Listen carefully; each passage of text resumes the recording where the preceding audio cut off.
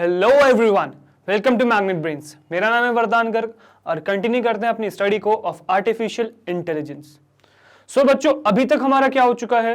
अभी तक हम एआई प्रोजेक्ट साइकिल के डेटा एक्सप्लोरेशन पे थे और ये वीडियो आपका कंटिन्यूड है प्रीवियस वीडियो के साथ। तो अगर आप चैनल पे नए हैं, ये वीडियो पहली बार देख रहे हैं, तो ये वीडियो कंटिन्यूएशन है। प्लेलिस्ट को एक्सेस करिए और उससे पहले की वीडियो भी देखिए, ठीक है।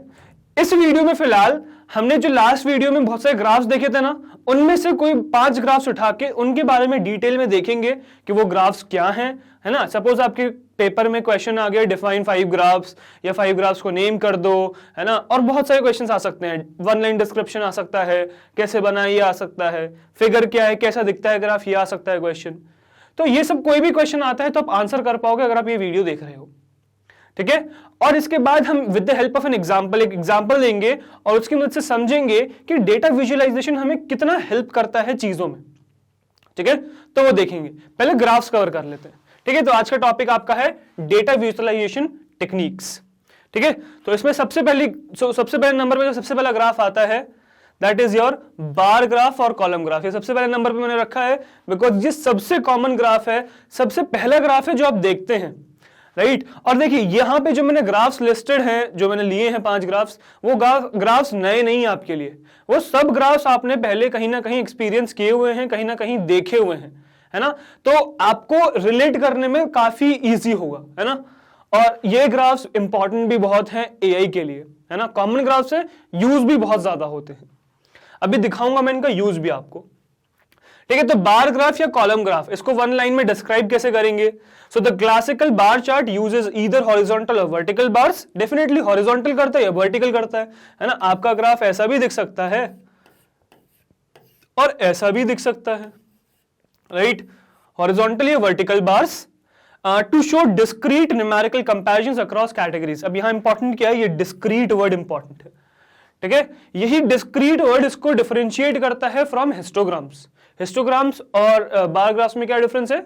यही है कि ये डिस्क्रीट है, वो कंटिन्यूअस होता है, ठीक है। तो बार ग्राफ्स क्या होता है? डिस्क्रीट वैल्यूज को कंपेयर करने का काम आता है ना। दिखते कैसे हैं ये? देखते हैं कैसे दिखते हैं। तो यार ये आपके कुछ इस तरीके से दिखता है बार ग्राफ, राइट।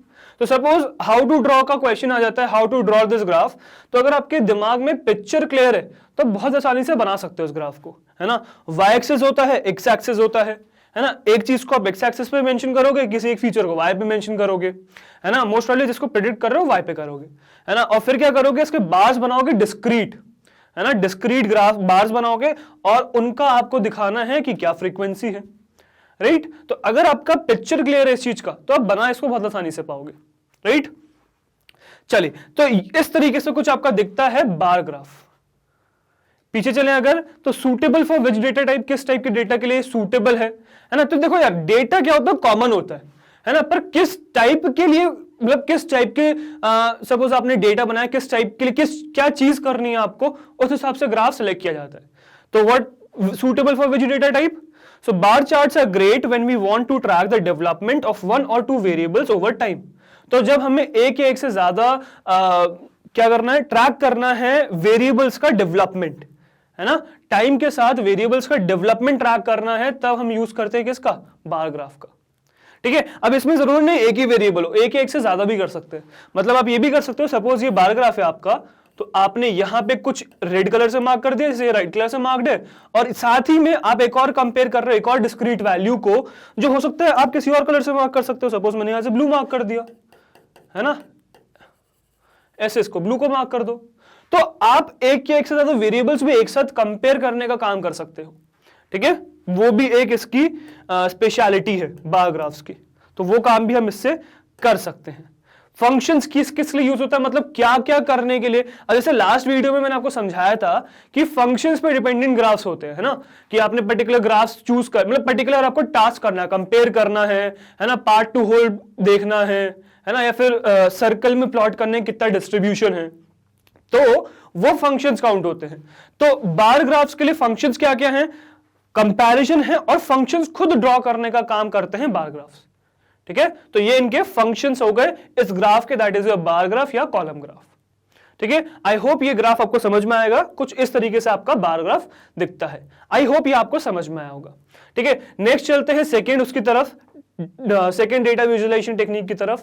तो सेकेंड मैंने सेकेंड मोस्ट कॉमन उठाया है, that is your pie chart. ठीक है, अब अगेन पाई चार्ट भी अपन बहुत स्टार्टिंग से बनाते आ रहे हैं ना, 7th 8th से बनाते आ रहे हैं पाई चार्ट। तो पाई चार्ट भी कुछ नया नहीं है आपके लिए, है ना, पर इसको डिस्क्राइब कैसे करेंगे। So pie charts help show proportions and percentages between categories. तो किसके काम आता है ये दिखाने काम आता है क्या, प्रपोर्शंस या परसेंटेजेस। तो जब हम परसेंटेज निकालते हैं, प्रपोर्शन निकालते हैं, उनको विजुअलाइज करना है, तो उसके लिए कौन यूज होता है हमारे, क्या हेल्प करता है, पाई चार्ट यूज करता है। By dividing a circle into proportional segments. तो प्रोपोर्शनल सेगमेंट्स में सर्कल्स को एक सर्कल बनाते हैं, proportional according to the percentage. ये 360 है, 360 के हिसाब से हम एंगल्स को डिवाइड कर लेते हैं। तो सपोज आपने ये प्रोपोर्शन एक डिवाइड कर दिया, है ना। नेक्स्ट क्या है, each arc length represents a portion of each category. तो जो आर्क लेंथ है, आर्क लेंथ आपको पता है आर्क क्या होती है ना। आर्क सपोज ये आपने क्या कर दिया, सर्कल का एक, सेमी सर्कल का एक पार्ट हो गया arc.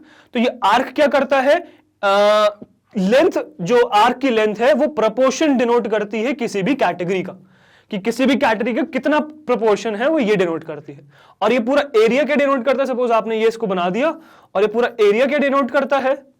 So while the full circle represents the total sum of all the data equals to 100%।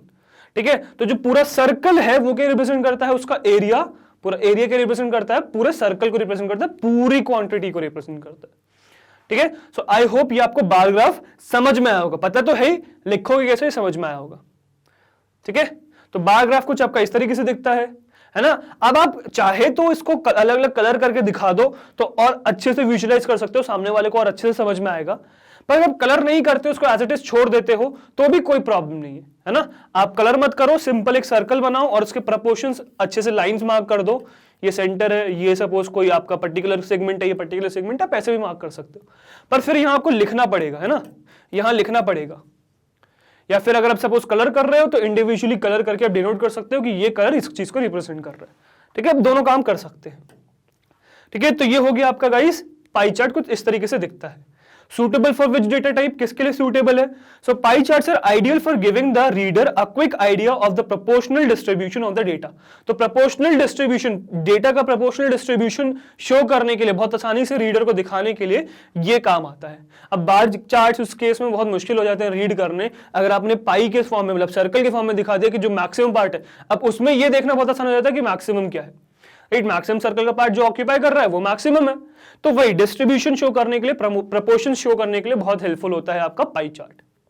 Functions क्या क्या हैं, कंपैरिजंस हैं, पार्ट टू अ होल है एंड प्रोपोर्शंस है। अगेन 3 आपके इसके फंक्शंस है, 3 अलग अलग सेगमेंट्स में आप इसको यूज कर सकते हैं। ठीक है, तो कैसा दिखता है आपका पाई चार्ट, कुछ इस तरीके से आपका पाई चार्ट दिखता है। आई होप आपको पाई चार्ट समझ में आएगा कैसे लिखेंगे अगर पेपर में आ गया तो। ठीक है, नेक्स्ट चलते हैं थर्ड की तरफ। सो थर्ड आपका डेटा विजुअलाइजेशन टेक्निक में है हिस्टोग्राम्स। ठीक है गाइस, अब हिस्टोग्राम और बार ग्राफ ऑलमोस्ट सेम जैसे हैं, लोग कंफ्यूज हो जाते हैं इनमें कि क्या डिफरेंस है। तो सिर्फ एक डिफरेंस है, ठीक है, सिर्फ एक डिफरेंस कि बार ग्राफ में डिस्क्रीट वैल्यूज का यूज होता है, हिस्टोग्राम में कंटिन्यूअस वैल्यूज को प्लॉट करते हैं अपन। ठीक है, तो जैसे कि सपोज आपका ये बार ग्राफ है, तो बार ग्राफ में क्या होगा, एक फिक्स होगा, इसका सपोज कुछ नाम होगा, फिर आपने एक बनाया, इसका कुछ नाम होगा, है ना। On the other hand histograms के, हिस्टोग्राम्स भी आपका बार्स ही रिप्रेजेंट करते हैं बट कंटिन्यूअस होते हैं। राइट, ये कंटिन्यूअस होते हैं, यहां से यहां तक कुछ टाइम है तो यहां से यहां तक उसका टाइम कंटिन्यू होगा। तो कंटिन्यूअस डेटा को रिप्रेजेंट करने के लिए हिस्टोग्राम्स यूज होते हैं, डिस्क्रीट वैल्यूज को रिप्रेजेंट करने के लिए बार ग्राफ्स यूज होते हैं। रीड करते हैं क्या कहना चाहता है हिस्टोग्राम, वन लाइन डिस्क्रिप्शन क्या है। So a histogram visualizes the distribution of data over the continuous interval or certain time period। तो यहाँ मेंशन करने के लिए या फिर इंपॉर्टेंट नोट करने के लिए क्या है, कंटिन्यूस इंटरवल है ना, या फिर सर्टेन टाइम पीरियड भी है ना। तो टाइम पीरियड के लिए भी टाइम पीरियड होगा, टाइम कंटिन्यूड रहता है ना। तो ये चीज नोट करने की है। Each bar in a histogram represents the tabulated frequency at each interval या बिन। अगेन जो आपका बार दिख रहा है वो बार क्या है, फ्रीक्वेंसी एक पर्टिकुलर इंटरवल में दिखाने के काम आती है। तो सपोज एक पर्टिकुलर इंटरवल ले लिया आपने, इसमें आप दिखा रहे हो कि कितनी फ्रीक्वेंसी है ना। दिखता कैसे है फुल फ्लैश आपका हिस्टोग्राम पूरी तरीके से कैसे दिखता है, तो कुछ इस तरीके से आपका हिस्टोग्राम दिखता है ना। गाइस अगर आप नोटिस करो तो ये 0.5 से 1.5 तक हुआ, तो नेक्स्ट जो शुरू हुआ वो 1.5 से शुरू हुआ 2.5 तक गया, फिर उसके बाद जो शुरू हुआ 2.5 से 3.5 तक गया, फिर 3.5 से 4.5, फिर 5.5, फिर 6.5, फिर 7.5। इस तरीके से क्या है, ये कंटिन्यूस इंटरवल पे है ना, डिस्क्रीट नहीं है, कंटिन्यूस इंटरवल पे। अब सपोज मैं ऐसा करता कि 1 के लिए अलग से बना देता है ना, 3 के लिए अलग से बना देता, 5 के लिए अलग से बना देता, तो हो सकता था वो डिस्क्रीट ना रहता, सॉरी कंटिन्यूस नहीं रहता, डिस्क्रीट हो जाता है ना। अलग अलग टाइम वेरिएशंस में अपनी मर्जी से जो भी चाह रहा हूं मैं ले रहा हूं कि इस सेकंड पे ये है, इस सेकंड पे ये है, इस तरीके से टाइम में भी ले सकता हूं मैं। तो डिस्क्रीट यूज होता है आपका बार चार्ट्स में और कंटिन्यूस यूज होता है आपका हिस्टोग्राम्स में। इस चीज का ध्यान रखिएगा, सिर्फ इकलौता यही डिफरेंस होता है इनमें, ठीक है। बाकी जो आपका बार्स हैं वो क्या है, उस पर्टिकुलर सेगमेंट की फ्रीक्वेंसी रिप्रेजेंट करते हैं, ठीक है। तो ये था गाइस आपका हिस्टोग्राम्स। आई होप आपको ये हिस्टोग्राम समझ में आएगा क्या है, लिखेंगे क्या वो भी। Suitable for which data type, किसके लिए सुटेबल होता है, तो histograms are great when we would like to show the distribution of the data we are working with. तो जब हमें डिस्ट्रीब्यूशन दिखाना है, डिस्ट्रीब्यूशन दिखाओगे तो कंटिन्यूस होगा, तो जब आपको डिस्ट्रीब्यूशन दिखाना है तो आप किसका यूज करते हो, हिस्टोग्राम्स का यूज करते हो, ठीक है। किस टाइप के फंक्शंस में यूज होता है ये, comparisons, data over time, distribution, patterns, range, बहुत सारे फंक्शंस है इसके लिए। हिस्टोग्राम्स बहुत वाइडली यूज होता है, ठीक है। दिखता कैसा है, दिखता अगेन आपका इस तरीके से, ठीक है। अच्छा गाइस, हो सकता है आपको प्रॉब्लम आए इस चीज में, ठीक है, किस चीज में, कंपैरिजंस या डेटा ओवर टाइम, मतलब क्या होते हैं, इसमें दिक्कत है। तो यार ये गाइस आपको तब समझ में आएगा जब आप इनमें डाइव इन करोगे, है ना। जब आप ये विजुअलाइजेशन खुद करोगे तब आपको डिफरेंस समझ में आएगा। अब मैं थियोरेटिकली समझा दूंगा तो आपको समझ में नहीं आएगा, ठीक है। जब तक खुद नहीं करोगे, देखोगे नहीं प्रैक्टिकली, तब तक समझ में नहीं आएगा। तो जब हम प्रैक्टिकल करेंगे, किसी भी प्रोजेक्ट को उठाएंगे, तब ये चीजें मैं आपको एक एक करके समझाऊंगा। जैसे मैंने आपको पहले भी कहा है, प्रीवियस वीडियो में भी कहा है कि जो ग्राफ्स की नॉलेज है वो एकदम से नहीं आती। अगर आप बैठे रहोगे कि पहले हम ग्राफ की नॉलेज लेते हैं फिर आगे बढ़ेंगे, तो उसमें फिर आप पॉज हो जाओगे, है ना, प्रोग्रेस नहीं कर पाओगे। तो बेटर क्या है, जितना आता है उससे आगे बढ़ो और विद टाइम जैसे जैसे आपका जरूरत पड़े उस हिसाब से अपनी नॉलेज बढ़ाओ ग्राफ्स के लिए, ठीक है, या स्टैटिस्टिक्स की नॉलेज। चलिए, तो ये हो गया आपका guys third visualization technique, that was your histogram. Next क्या है आपके लिए, नेक्स्ट है गाइस आपके लिए line graph, very important graph, बहुत ज्यादा यूज होने वाला, ठीक है। क्या है इसका one line description, a line chart is a line और multiple lines showing how single और multiple variable develop over time. तो यूजुअली टाइम में एक वेरिएबल कैसे डेवलप हो रहा है, एक हो सकता है, ये एक से ज्यादा वेरिएबल्स हो सकते हैं, कैसे डेवलप हो रहे हैं ये रिप्रेजेंट करने के लिए मैं यूज करता हूं आपका लाइन ग्राफ का, ठीक है। It is a great tool because we can easily highlight the magnitude of change of one और more variables over a time. तो ये क्यों है, बहुत अच्छा टूल है जब हमें चेंज रिप्रेजेंट करना है ओवर टाइम, एक से ज्यादा वेरिएबल का चेंज रिप्रेजेंट करना है, तब हमारा ये जो लाइन ग्राफ है ये बहुत हेल्पफुल होता है। दिखता कैसा है, तो देखो यार गाइस, दिखता ऐसा है कुछ, ये आपका लाइन ग्राफ है, ठीक है। तो यहां पे ये लाइन बनी हुई है, तो विद टाइम आप किसी भी वेरिएबल का चेंज मेजर कर सकते हो, है ना। अब देखो यहां पे ये जो ब्लू लाइन है वो एक वेरिएबल को रिप्रेजेंट कर रही है, जो ब्लू लाइन है ये, है ना, ये जो ब्लू लाइन है, थोड़ा सा मैं रफली बना रहा हूं फिलहाल, ये एक वेरिएबल को रिप्रेजेंट कर रही है, ये ऑरेंज लाइन दूसरे वेरिएबल को रिप्रेजेंट कर रही है, ठीक है, और ये जो रेड लाइन है ये अलग वेरिएबल को रिप्रेजेंट कर रही है, ठीक है। ये तीन अलग अलग वेरिएबल है जिनका हम चेंज देख रहे हैं, ठीक है। तो आपको कुछ ऐसा दिखता है लाइन ग्राफ। पहले चले suitable for which data type, किसके लिए सूटेबल है, तो a line chart allows us to track the development of several variables at the same time, it is very easy to understand and the reader doesn't feel overwhelmed. तो बहुत आसान है यार इस चीज से चीजों को कम्युनिकेट करना, वेरिएबल का चेंज बहुत आसानी से दिख जाता है कि विद टाइम कोई भी चीज बढ़ रही है, कम हो रही है, किस पीरियड में बढ़ी, किस पीरियड में कम हुई, तो ये देखना बहुत आसान हो जाता है। तो इसीलिए हम लाइन चार्ट्स का बहुत ज्यादा यूज करते हैं जब हमें विद टाइम ये शो करना है कि कोई भी क्वांटिटी कैसे चेंज हो रही, कोई भी वेरिएबल कैसे चेंज हो रहा है, ठीक है। फंक्शंस क्या क्या ऑफर करता है ये, patterns, data over time and when grouped. तो जब ग्रुप हो गया, ग्रुप का क्या कहना है कि देखो यार आप लाइन में एक लाइन भी रिप्रेजेंट कर सकते हो, एक ग्राफ में एक से ज्यादा लाइन भी रिप्रेजेंट कर सकते हो। तो एक लाइन रिप्रेजेंट कर रहे हो तो वो ग्रुप्ड नहीं है, वो सिंगल क्वांटिटी है, ठीक है। पर आपने जब एक या एक से ज्यादा लाइंस को एक साथ एक ग्राफ में प्लॉट कर रहे हो, शो कर रहे हो, तो उसको हम कहते हैं व्हेन ग्रुप्ड, जब ग्रुप कर दिया आपने उनको, ठीक है। तो जब ग्रुप कर दिया तब किसका काम आता है, तब किस लिए काम आता है, तब आता है कंपैरिजंस के लिए काम, ठीक है। तो इनका काम क्या हो जाता है, तब कंपैरिजंस का हो जाता है, ठीक है। सो आई होप ये आपको जो ग्राफ है, लाइन ग्राफ, जो कुछ इस तरीके से दिखता है वो आपको समझ में आया होगा, right. This is your line graph, ठीक है, आगे बढ़े, नेक्स्ट चलते हैं। तो नेक्स्ट है आपका डेटा विजुअलाइजेशन टेक्निक 5 में क्या प्लॉट, मतलब क्या चूज किया मैंने, स्कैटर प्लॉट चूज किया। अगेन वेरी इंपॉर्टेंट, ठीक है। जैसे अपन ने डेटा फीचर्स देखे थे ना, कुछ प्रीवियस वीडियोस में हमने देखा था कि डेटा फीचर्स में रिलेशन कैसे निकाल सकते हैं। तो एक और मैंने आपसे कहा था कि डेटा एक्सप्लोरेशन में भी टेक्निक्स होती है हमारे पास ग्राफ से, तो ये वही टेक्निक है, ठीक है। देखो क्या है ये, it consist of variable data points plotted across 2 axes, definitely X axis और वाई एक्सेस ले रहे हो आप, है ना। Each variable depicted in a scatter plot would have multiple observations. So her variable जो आपका स्कैटर प्लॉट में है वो मल्टीपल ऑब्जर्वेशंस को रिप्रेजेंट कर रहा है। If a scatter plot includes more than 2 variables, then we would use different colors to signify that. तो जब एक से ज्यादा वेरिएबल्स यूज होते हैं तो वो क्या करते हैं काम, वो अलग अलग कलर से रिप्रेजेंट होते हैं, ठीक है। कैसा दिखता है आपका, देखो कुछ इस तरीके से दिखता है, इस तरीके से दिखता है आपका स्कैटर प्लॉट। तो आप क्या कर रहे हो, एक वेरिएबल के रिस्पेक्ट में, एक फीचर के रिस्पेक्ट में दूसरा फीचर की क्या वैल्यूज है वो रिप्रेजेंट कर रहे हो आप, ठीक है।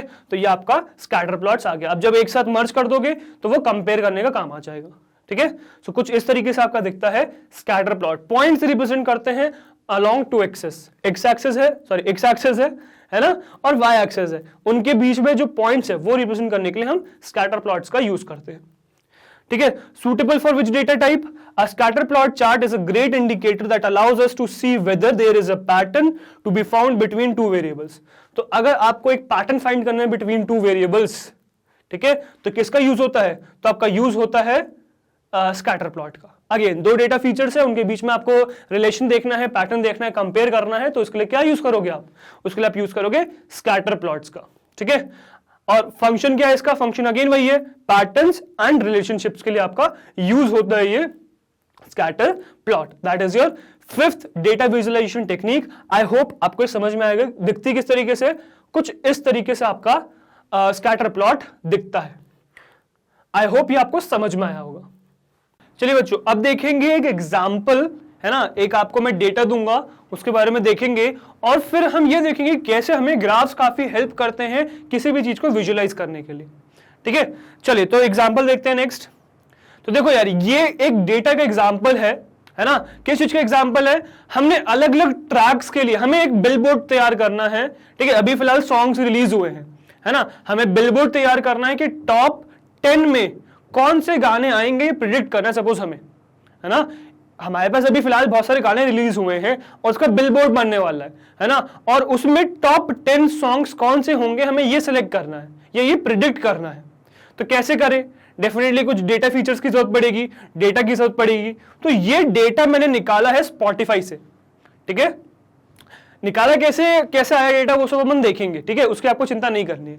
फिलहाल जो समझने पे हमने ध्यान देना है वो ये देना है कि ये डेटा को जब हम ग्राफिकली प्लॉट करेंगे तो हमें चीजें कितनी आसान हो जाती है वो समझना इंपॉर्टेंट है अभी फिलहाल, ठीक है। अब देखो ये जो डेटा मैंने अभी बना रखा है, जो स्क्रीनशॉट क्लिक किया हुआ है, ये कहां से किया हुआ है। अब देखो इस डेटा को पहले थोड़ा सा समझेगा, है ना, क्या है इसमें, यहां पे ये फीचर्स लिस्टेड है, ठीक है। तो आपके यहां पे ये लिस्टेड, ये फीचर्स लिस्टेड है ऊपर, है ना, और क्योंकि यहां पे थोड़ी सी जगह कम पड़ गई, ये चीजें नहीं आती, तो आगे के जो फीचर्स हैं वो यहां नीचे लिस्टेड है, ठीक है। तो ये आपके डेटा फीचर्स लिस्टेड हैं टोटल एक साथ सारे, इतने सारे डेटा फीचर्स की जरूरत पड़ती है हमें, है ना। और कितनी रोज हैं देखिए, तो यहां पे 0 1 2 3 4 रोज है सिर्फ, मतलब 4 ही गानों की डिटेल्स है हमारे पास। तो क्या सिर्फ इतना ही डेटा होता है, नहीं यार, इतना डेटा नहीं होता, डेटा बहुत होता है ना। ये तो बहुत मैंने सिर्फ आपको दिखाने के लिए, ओवरव्यू कराने के लिए कि क्या क्या फीचर्स का हम यूज कर रहे हैं ताकि आप इसको विजुअलाइज कर सके, समझ सके, मैंने यहाँ पे लिया है। पर ये नहीं है कि मुझे सिर्फ 5 ही रोज का जरूरत पड़ती है ना। मैंने फिलहाल सिर्फ टॉप हेड मतलब निकाला है, जो टॉप 5 सबसे ऊपर की जो 5 रोज हैं वो मैंने आपको यहाँ दिखाई है। अगेन पाइथन में हमारे पास फंक्शन होता है ये सब करने के लिए, तो वो दिखाऊंगा मैं आपको प्रैक्टिकली, चिंता नहीं करना है, वो सब दिखाऊंगा मैं आपको, ठीक है। तो ये मैंने फिलहाल 5 लिए, बट ये आपको ध्यान रखना है कि सिर्फ इतना डेटा नहीं होता है, डेटा और बहुत होता है। तो इसमें कुछ 2000-3000 रोज थी, जिसमें से मैंने टॉप 5 निकाली सबसे ऊपर की, ठीक है। और ये करते किसकी मदद से, आपको बस आइडिया लगना चाहिए कैसे करते हैं, अभी फिलहाल करके हम देखेंगे। इसके लिए हम पाइथन का एक पैकेज यूज करते हैं, दैट इज पांडास, ठीक है। और ये एक डेटा फ्रेम है जिसकी मदद से हम इस डेटा को देख पा रहे हैं टेबल की फॉर्म में, ठीक है। तो वो अपन सीखेंगे करते कैसे, वो हम सीखेंगे, उसकी आपको चिंता नहीं करनी, ठीक है, फिलहाल जरा हम यहाँ पे डेटा फीचर्स पे ध्यान देते हैं कि डेटा फीचर्स क्या क्या है। हो सकता है इतने छोटे हैं वो कि आपको विजिबल भी ना हो, मैं बड़े करता तो पिक्सल्स फट जाता, आपको विजिबल तब भी नहीं होता, तो मैं आपको बताता हूं कि क्या क्या है वो। ठीक है, तो देखो सबसे पहले तो यहाँ पे काउंटिंग है ना, कौन कौन से रोज चल रही हैं वो है काउंटिंग, तो उसका कुछ भी ऊपर हेडिंग नहीं है। ठीक है, इसके बाद यहां से शुरू होता है, सबसे पहले आपका है फीचर आर्टिस्ट का नेम, किसका गाना है वो, artist name, then pop artist, ठीक है, देन टॉट फॉलोअर्स, ठीक है, देन ट्रैक नेम, देन अवेल मार्क, then release date pop track, most probably हाँ रिलीज डेट पॉप ट्रैक, फिर अकाउस्टिकनेस, नेक्स्ट डांसेबिलिटी, ठीक है, next duration in milliseconds, ठीक है, ड्यूरेशन अंडरस्कोर एमएस लिखा हुआ है, एमएस मतलब मिली सेकेंड्स में ड्यूरेशन, क्योंकि आप कहोगे इतना लंबा कैसे आ गया ड्यूरेशन, तो ये मिली सेकेंड्स में। After that comes your speechiness, after that comes your tempo time, actually tempo time signature, underscore है, जहां जहां अंडरस्कोर है वो सब कंटिन्यूशन है, एक पूरा फीचर है, तो टेम्पो टाइम सिग्नेचर।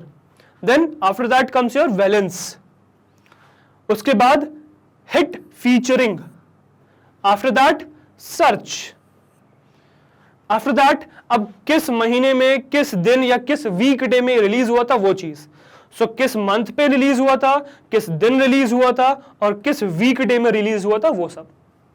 ठीक है, तो ये आपके पूरे डेटा फीचर्स हैं जिसको बिफोर मैं मॉडल में फीड करूं, उसको दूं, हम इसको ग्राफिकली प्लॉट करना चाहेंगे और ये देखना चाहेंगे कि कौन सा डेटा फीचर हमारे लिए बहुत इंपॉर्टेंट है, कौन सा नहीं है, और क्या हम सिर्फ प्लॉट करके काफी चीजें निकाल सकते हैं, समझ सकते हैं, तो वो देखते हैं।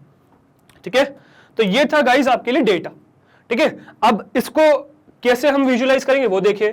तो ये आपका है हिट रिलीज डेट्स, है ना, तो हम इसको month wise, weekday wise और डे वाइज विजुअलाइज करना चाह रहे हैं कि अगर हमने पर्टिकुलर दिन पे कोई गाना रिलीज हुआ है तो उसके हिट होने के चांसेस कितने हैं प्रीवियस डेटा पे बेस्ड।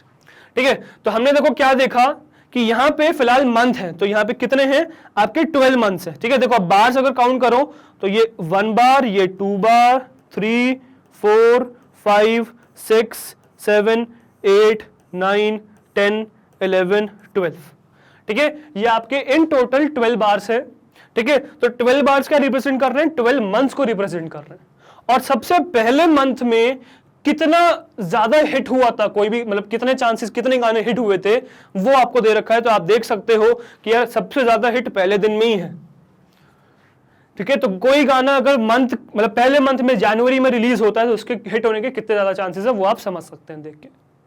ठीक है, तो इस डेटा से हमें समझ में आ रहा है। राइट, काफी चीजें पता है हमें डेटा से समझ में आ जाती है।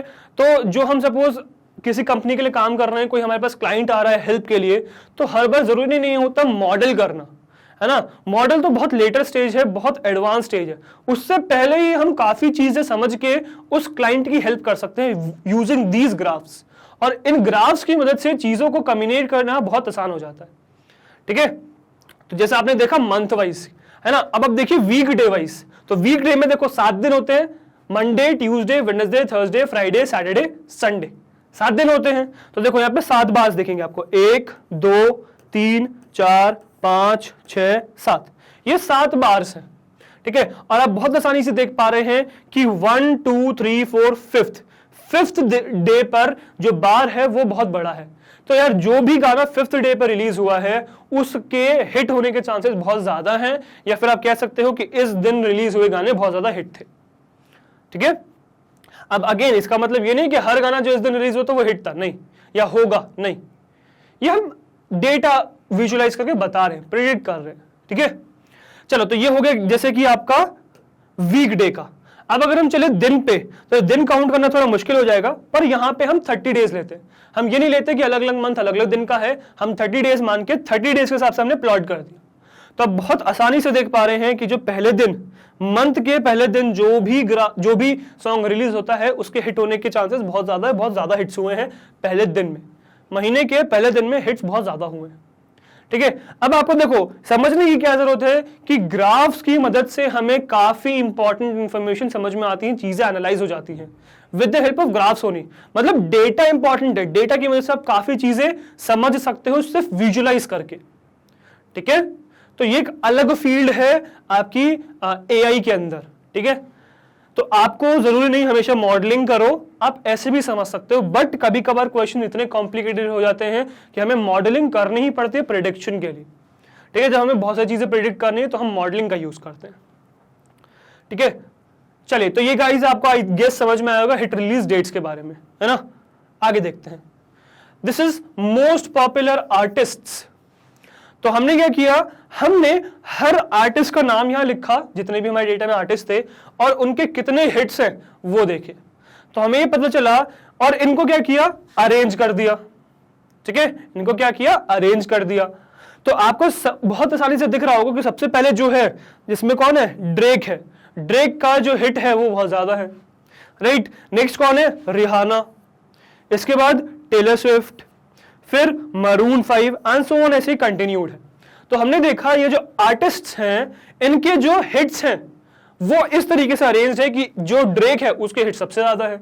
तो यार हम बहुत आसानी से प्रेडिक्ट कर सकते हैं ना कि जो ड्रेक है ना, मतलब अगर उसका कोई गाना आएगा इतने हिट्स दे रहा है तो बहुत चांसेस है, मैक्सिमम चांसेस है कि टॉप 10 में उसका नाम होगा ही होगा, हो सकता है टॉप 3 में भी हो जाए, है ना। बहुत ज्यादा चांसेस है इसके होने के। तो डेटा विजुलाइज करके हमने ये प्रेडिक्ट कर लिया कि किसके एटलीस्ट टॉप 10 में आने के चांसेस हैं। तो हम ये तो कह सकते हैं ना टॉप 3, यहाँ पे जो टॉप 3 हैं जैसे कि ड्रेक है, रिहाना है, टेलर स्विफ्ट है, मरून 5 है, टॉप 4 कह देते हैं, इनके हिट आने के चांसेस सबसे ज्यादा टॉप 10 में, है ना। तो ये हमें डेटा की मदद से तो समझ में आया। ठीक है, तो इस तरीके से हम डेटा को विजुलाइज कर सकते हैं। तो ये अपना डेटा विजुलाइजेशन था ऑफ पॉपुलर आर्टिस्ट, कि कौन सा आर्टिस्ट कितना पॉपुलर है, ठीक है, या फिर उसने कितने हिट्स दिए हैं। एक्चुअली हिट्स नहीं, ये पॉपुलैरिटी पे होता है। हिट्स देना पॉपुलैरिटी बहुत डिफरेंट है, ऑल्दो प्रोपोर्शनल है, जितने ज्यादा हिट दोगे आप उतना ज्यादा पॉपुलर है डेफिनेटली, पर दोनों अलग अलग क्वांटिटी है ना, दोनों रिलेटेबल है बट सेम नहीं है, अलग अलग क्वांटिटी है। ठीक है, आई होप ये आपको समझ में आया होगा ग्राफ कि क्या करना चाह रहे हैं इस ग्राफ में।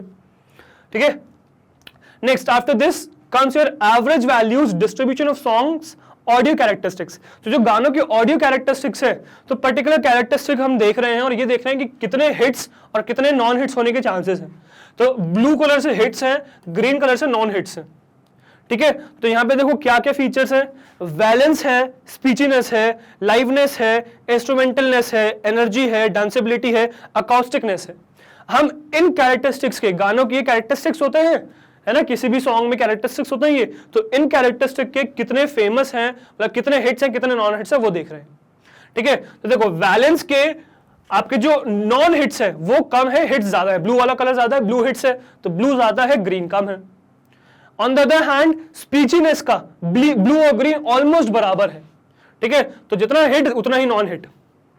लाइवनेस के नॉन हिट्स ज्यादा है, हिट्स कम है, राइट। ब्लू हिट है और ग्रीन नॉन हिट है, तो हिट कम है, नॉन हिट ज्यादा है। ठीक है, इंस्ट्रूमेंटलनेस के भी आपके नॉन हिट ज्यादा है, हिट कम है। ठीक है, एनर्जी की बात करें तो एनर्जी के हिट्स ज्यादा है, नॉन हिट्स कम है। ठीक है, फिर अगर बात करें डांसेबिलिटी की, तो डांसेबिलिटी का हिट्स ज्यादा है, ग्रीन कम है। मतलब लोग डांसेबिलिटी और एनर्जी को प्रेफर करते हैं गानों में अगर डांसेबिलिटी और एनर्जी है तो। और नेक्स्ट आपका अकाउस्टिकनेस है, तो अकाउस्टिकनेस भी आपका नॉन हिट ज्यादा, हिट कम है। तो यार इससे हमें यह पता चल रहा है कि किसी भी गाने में कौन सी कैरेक्टरिस्टिक होनी चाहिए उसको हिट होने के लिए। तो जो भी ट्रेंडिंग है, अच्छा ये नहीं होता कि सपोज एक जो कैरेक्टरिस्टिक है वो खराब है या एक कैरेक्टरिस्टिक अच्छा है, नहीं ऐसा नहीं होता गाइस। ये जनरेशन या फिर पीरियड, ईयर की बात है कि किसी पर्टिकुलर ईयर में कुछ कैरेक्टरिस्टिक्स को इंपॉर्टेंस दी जाती है, लोगों को वो कैरेक्टरिस्टिक्स पसंद आ रही होती हैं। कुछ पर्टिकुलर जनरेशन में अगर आप पीछे चले तो कैरेक्टरिस्टिक्स चेंज हो जाती हैं। उस समय लोगों को अलग टाइप के गाने पसंद आते थे, अब लोगों को गाने अलग टाइप के पसंद आते हैं। और आगे जैसे जैसे जनरेशन बढ़ेंगी गानों की प्रेफरेंस चेंज होती रहेगी, कैरेक्टरिस्टिक्स की प्रेफरेंस चेंज होती रहेगी। ठीक है, तो यार ये कुछ नहीं है कि अभी फिलहाल ये जब हम कह रहे हैं कि हमें मुझे दिख रहा है इंस्ट्रूमेंटलनेस के हिट्स बहुत कम है, नॉन हिट्स बहुत ज्यादा है। इसका मतलब ये नहीं कि एक बहुत खराब कैरेक्टरिस्टिक है, इस जिस भी गाने में ये होता है बिल्कुल बेकार गाना होता है, ऐसा कुछ नहीं कह रहे हैं अपन। हम ये कह रहे हैं कि अभी फिलहाल जो लोगों को पसंद है वो इंस्ट्रूमेंटलनेस पसंद नहीं है फिलहाल की जनरेशन को, या फिलहाल जो गाने सुन रहे हैं लोग, ठीक है। तो हिट्स में अगर फिलहाल अगर आपको अभी हिट्स में आना है तो इंस्ट्रूमेंटलनेस ना हो तो बेटर है, ठीक है। पर यही अगर हम पहले की बात करें तो पहले इंस्ट्रूमेंटलनेस की बहुत इंपॉर्टेंस थी, उस समय लोगों को इंस्ट्रूमेंटलनेस गाने बहुत पसंद आते थे, ठीक है। अगर हम 90s की बात करें तो सही है। तो आई गेस समझ में आया होगा आपको सॉन्ग्स की या ऑडियो कैरेक्टरिस्टिक्स क्या क्या है, ठीक है, और उसमें कैसे अपन चीजों को डिटरमाइन कर रहे हैं। चलिए आगे बढ़ते हैं। फिर अब सब कुछ एनालाइज करने के बाद हमने करी फीचर इंपॉर्टेंस की बात, है ना। मतलब हमारे पास जितने भी फीचर्स थे हमने देखा कि उन फीचर्स की क्या इंपॉर्टेंस है। तो अगर सपोज एक पर्टिकुलर फीचर को मैं अपने मॉडल में फीड करता हूं तो वो मेरा जो मॉडल है वो अच्छा काम करेगा, बिकॉज वो जो है जो पर्टिकुलर फीचर है वो हमारे रिजल्ट को बहुत ज्यादा इन्फ्लुएंस कर रहा है, तो हम उसको प्रेफरेंस देंगे। और जो कम है, जिसकी फीचर इंपॉर्टेंस कम है, जिसकी फीचर इंपॉर्टेंस कम है, हम उसको कम प्रेफरेंस देंगे, ठीक है। तो ये चीज जानना बहुत जरूरी है और इसीलिए हमने इस ग्राफ को प्लॉट किया है, ठीक है। तो सबसे पहले देखो क्या क्या हमारे पास है, इन सब के बारे में बात कर चुके हैं अपन। Pop track, pop artist, total followers, avail mark, danceability, tempo, valence, acousticness, energy, liveness, duration in milliseconds, speechiness, loudness, instrumentalness and featuring. ये सब आपके क्या है, डेटा फीचर्स हैं। और इन फीचर्स की कितनी इंपॉर्टेंस है, तो यहां देखो फीचर इंपॉर्टेंस लिखा हुआ है, तो इनकी इंपॉर्टेंस कितनी है वो लिखा हुआ है। जैसे कि पॉप ट्रैक की 552 है, नेक्स्ट पॉप आर्टिस्ट की 333 है, ठीक है, फिर टॉट फॉलोअर्स की 305 है, फिर अवेल मार्क की 188 है, फिर डांसेबिलिटी की 151, 146, 146, 145, 139, 128, 124, 121, 106, 96, 20। अब इससे हमें यह समझ में आ रहा है कि सबसे ज्यादा जो इंपॉर्टेंस हमें देनी है और मेजर इंपॉर्टेंस देनी है वो देनी है पॉप ट्रैक पे, ठीक है। और सबसे कम इंपॉर्टेंस किसको देनी है, फीचरिंग को देनी है। तो अगर आप इसको इंक्लूड करते हो तो आपका जो मॉडल है वो बहुत इफेक्टिव रहेगा, इसको इंक्लूड करते हो तो आपका मॉडल जो इफेक्टिव नहीं रहेगा, ठीक है। तो आई होप ये चीज आपको समझ में आ रही होगी कि फीचर्स की इंपॉर्टेंस क्या है और फीचर इंपॉर्टेंस क्या चीज है, ठीक है। आई होप आपको ये चीज समझ में आई होगी। और इसीलिए यार हमारे लिए ग्राफ एनालिसिस या डेटा विजुअलाइजेशन बहुत इंपॉर्टेंट हो जाता है। वो हमें काफी हेल्प करता है चीजों को विजुअलाइज करने में और दूसरों को दिखाने में भी, प्रेजेंट करने में भी, ठीक है। तो आई होप यहां तक आपको चीजें समझ में आई होंगी रिलेटेड टू डेटा विजुअलाइजेशन, ठीक है। सो अभी क्लास एंड करते हैं यहां पे, ये है ना। और आपको मैं एक चीज बताना चाहता हूं कि गाइज हम सिर्फ यूट्यूब पे नहीं हैं, हमारी एक ऑनलाइन प्लेटफॉर्म है दैट इज magnetbrains.com, ठीक है। गूगल पे सर्च करिए magnetbrains.com, जो सबसे पहली वेबसाइट आएगी उस पर क्लिक करें, ठीक है। यहां पे लैंड कर जाएंगे, this is our home page, ठीक है। यहां पे क्लासेस लिस्टेड है, ठीक है। तो जो भी क्लास आपको स्टडी करनी है ना, उस क्लास पे क्लिक करिए, उसके सारे कोर्सेज खुल जाएंगे। तो जैसे अभी फिलहाल हम क्लास 10th में है तो क्लास 10th पे क्लिक करेंगे, जैसे क्लिक करेंगे तो अपना क्लास 10th की पूरी कोर्सेज की लिस्ट खुल जाएगी। तो ये खुल गई क्लास 10th की पूरी कोर्सेज की लिस्ट, है ना। अब आपको जो भी सपोज कोर्स स्टडी करना है उस पर वॉच नाउ पे क्लिक करिए और उसको वॉच करिए, एंजॉय करिए, ठीक है। अब देखो अगर आप एआई के लिए आ रहे हो तो यार एआई तो नहीं है यहाँ पे, थोड़ा नीचे आइए, आपको एआई दिखेगा। नीचे आएंगे तो देखो ये लिखा हुआ आपका आर्टिफिशियल इंटेलिजेंस, ये आपकी एआई की प्लेलिस्ट, ठीक है। यहां पे क्लिक करिए वॉच नाउ पे, वॉच नाउ पे क्लिक करेंगे आपकी एआई की पूरी प्लेलिस्ट ओपन हो जाएगी, ठीक है। तो आपकी ये हो गई एआई की पूरी प्लेलिस्ट ओपन, ठीक है। अब क्या करिए, आपको जो भी वीडियो देखना है उस वीडियो पे क्लिक करिए। जैसे सिलेबस ओवरव्यू देखना है मुझे, सिलेबस ओवरव्यू पे क्लिक किया मैंने, तो जैसे मैं यहाँ पे क्लिक करूंगा तो मेरा क्या होगा, वीडियो ओपन हो जाएगा जो मुझे देखना है। तो यार गाइज ये मेरा वीडियो ओपन हो गया जो मुझे देखना है, ठीक है। अब ये वीडियो में सारे वो फीचर्स हैं, सारी वो चीजें हैं, ऑपरेशन है जो आपके पास यूट्यूब पे है। आप प्ले पॉज कर सकते हो, है ना, आप स्पीड कम ज्यादा कर सकते हो वीडियो की, या फिर आप वीडियो को आगे पीछे कर सकते हो, वॉल्यूम कंट्रोल कर सकते हो। इससे मुझे एक बात और याद आई गाइस कि अगर आपको मेरी स्पीड स्लो लग रही है तो कमेंट करिए, तेज लग रही है तो कमेंट करिए, ताकि मुझे पता चले कि मेरी फ्रीक्वेंसी आपके साथ मैच हो रही नहीं हो रही है, ठीक है। तो मुझे बताइए कि मेरी स्पीड आपके लिए सूटेबल है कि नहीं, या मुझे कुछ इंप्रूवमेंट्स की जरूरत है, ठीक है। सो ये है हमारा प्लेटफॉर्म। अब आप पूछोगे सर यहाँ क्यों आए, जब यूट्यूब पे वीडियोस फ्री में अवेलेबल हैं, सब वहां पर है, यहाँ क्यों आए। तो गाइस यहाँ पे आपका डिस्ट्रैक्शन नहीं है, यूट्यूब पे डिस्ट्रैक्शन बहुत है, ठीक है। इधर उधर की चीजें हैं जो आपको डिस्ट्रैक्ट कर सकती है पढ़ने से। यहाँ प्लेटफॉर्म पे सारा स्टडी मटेरियल है, मैग्नेट ब्रेन्स जो भी ऑफर करता है, ठीक है। इसमें आपको कुछ भी डिस्ट्रैक्शन नहीं है। अब आप कहोगे सर हो सकता है ये पेड हो, है ना, और वो पेड ना हो, वो पेड नहीं है, सॉरी। तो यार गाइस बहुत सिंपल सी बात है, यहाँ पे कुछ भी पेड नहीं है। जैसे आपके पास यूट्यूब पे फ्री वीडियोस हैं, ये भी सारी वीडियोस फ्री हैं इन, और अगर मैं सही बताऊं तो ये वही वीडियोस है जो यूट्यूब पे है। सिर्फ ये प्लेटफॉर्म हमने आपके लिए डेवलप किया है ताकि आप डिस्ट्रैक्शन से बचे रहें। अगर आपको पढ़ना है, सिंसियरली पढ़ना है चीजों को, तो आप यहां पे आइए, यहां पे आपको सारा स्टडी मटेरियल मिल जाएगा। ठीक है, सो एक बार विजिट करिएगा वेबसाइट को। ठीक है, और बच्चों अगर आपको हमारी जो एफर्ट्स हैं वो पसंद आ रहे हैं, एआई की प्लेलिस्ट ये पसंद आ रही है, तो इसी तरीके से मैग्नेट बेंच के साथ जुड़े रहिए, बिकॉज हम लाते हैं आपके लिए किंडरगार्टन से क्लास 12 तक हर कोर्स फ्री ऑफ कॉस्ट। हर कोर्स में हम आपके साथ हैं, तो आप भी हमारे साथ इसी तरीके से बने रहिए। मैं आपसे मिलता हूं नेक्स्ट वीडियो में। Till then goodbye, thank you very much.